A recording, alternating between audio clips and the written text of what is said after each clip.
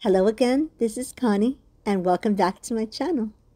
I thought I would open up this video with some scenes from our days spent here with our son, daughter-in-law, and our grandson in West Virginia at a little cabin that was rented. We're out in the country, and these places are just too beautiful not to share. You know, since I retired about 8 months ago now, my stress level has been probably the lowest that it's been in a long time. Still, there are things that come up in life, and just sometimes we put too much on ourselves. So for that, I've had little, I guess you could call tips or mechanisms that I've used over the years to help to reduce that stress, which I'd like to share with you. One of those things would be to keep a calendar and to refer to it preferably first thing in the morning. This is old school, I know. You can either have a paper calendar or I like to use the one on my phone or use both. This harkens back to when I was working and I would have a kind of a desk calendar, those wonderful things. And I would refer to that and I would use that, and that helped keep me on track. At work, I would put trainings or meetings or deadlines or whatever had to be done for work. Now, of course, I will put doctor's appointments or just remind myself about certain things or birthday parties or so forth. And that really helps to reduce that stress in that area, because it's none of this business of saying, oh, I forgot about my medicine and now I have only one left and we're going out of town tomorrow. So I believe that that is one of the things that doesn't take that much time, is very easy, doesn't cost much, and it really helps to just keep you on track. We have company. You're going to hear this bird that keeps going off. And that's fine. Anyway, another thing would be to have a morning routine. Now, I know some people have morning routines that are more set in stone. Mine is not really. I do like to get up, have that coffee going, have a small breakfast. Maybe I'll listen to a devotional or read my Bible, or I will do a little writing, um, journal, maybe get in a morning walk, something that just really sets the pace for the rest of the day. It's important to have at least some little island of time in the morning to get centered. And it doesn't really matter what it is that you like to do in the morning, and it doesn't matter how long it lasts. It doesn't have to be more than 15 minutes. When I was a young mom, that was a little harder to do because I had two little guys to get out of the house and take them to work and get my husband ready too. So yeah, it all depends. Sometimes we may have an hour, maybe we'll only have 10, 15 minutes, but make it a point to have that time to just focus in, just to turn off everything, just to have that, don't put on the news, but have something that really settles you down. Have coffee while you listen to music. Have your little morning routine, even if you switch it up from day to day. This one probably sometimes sounds a little easier said than done, you might say, but it is to save aside a little money. Notice I say a little money. Sometimes you can't save aside that much. For example, we had a car registration that came up, and you know how much those are, and then the other car registration is right behind it, and you got to inspect the two cars. You have a hospital bill, you have this. Things sometimes come up beyond our control. But I have found that there is something always that I can put away. Even if it's $20, $50, whatever the case may be, $10, put it away. Just don't use it. Don't go to the movie that day. Don't take it out of an area that's not a necessity. But put it away, because it's really helpful to not have that stress of there's nothing to draw back from. Our grandparents had the right idea when they said they talked about how, you should have money for a rainy day. That still applies. That'll never stop applying.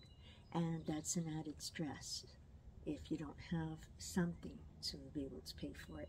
So always do yourself a favor. Do yourself that favor of putting away a little bit of money. Just forget about it. Pretend it's not even there. And when the time comes, you'll have it and it'll be there for you. I'm going to preface this next one by saying that simple living, that simple life, has nothing to do with busyness that we've talked about in other videos about how we're supposed to be constantly achieving and constantly getting things done. And your whole schedule has to be completely filled up. No, it really doesn't. When I was working, I would spend an entire Saturday cleaning the house, and there goes that Saturday.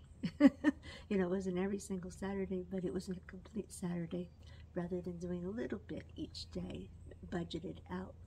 That was something I learned when I retired, because when I retired I said, oh, I can do this now because I'll have tomorrow. But I ended up realizing that I don't want to necessarily spend the whole day just working and being busy. I want to have that quiet time with my coffee just to sit and listen to these birds. So I ended up learning how to budget my time, my chores. So like that, I'm not doing everything at once. Maybe my clothes will be cleaned tomorrow, and if I don't get to everything, I'll do the towels the next day. Budget that out. Leave time. You should have time for you, which leads me into the next one, which is to also budget out time for your hobbies.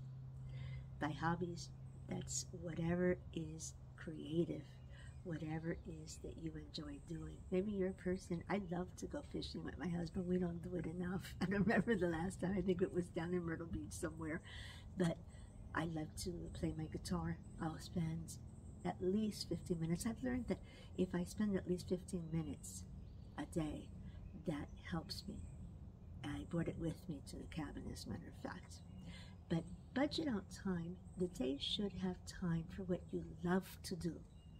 It's important. You should get a chance to do what you love to do. Treat yourself good in that sense. Spend the time that you want to, instead of just watching TV. Get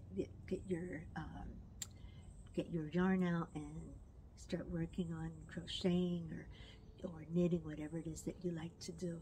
But make time for those things. Those things are important. And keep in mind that some of our hobbies, involve that we want to get better at. I might like to get better at playing the guitar. That's not going to happen unless you practice. And it's funny because when you're an adult, you're your own parent. You're the one saying, okay, I have to make time to practice. And think of it as, remember that it's play. It's also something that cuts down on stress. It's very important to get that pleasurable time, whether you like to run, whether you like to bird watch. That's something that I started the last year or so to enjoy, and I'm even going to save up and get myself some binoculars. But yeah, but it's important. It's important to have that self-care built into your day that will really reduce your stress, because of the fact that you are doing something that is purposely slowing you down. It's slowing down your heartbeat. So make time for those things. Budget them in, just as you do budget in the things that you have to do. What I've learned in my life is that stress adds no value to our life whatsoever. It's not useful. It's not helpful. It doesn't build you up. And it's certainly not positive. If anything, it hurts you mentally, emotionally, and physically. It can even be fatal. I'm a person that, since the age of about 18 or so, 17, 18, around there, has had stress disorder. And so over the years, I've learned different ways of dealing with it, which is one good thing about it. But basically, it doesn't build us up. It doesn't do anything good for us. So in any manner that we can devise ways to cope with it and to deal with it and to avoid it. That's always helpful. If you have other ways that you've been able over the years to deal with stress, please share them in the comments. I would love to read them, and I'm sure they would be helpful to someone else. And I also want to thank you for joining me today. I really appreciate you. I hope that this has helped you. If it has, if it's encouraged you in any way or helped you, please pass it on to someone else. Until the next time, I'll see you again, and may God bless you.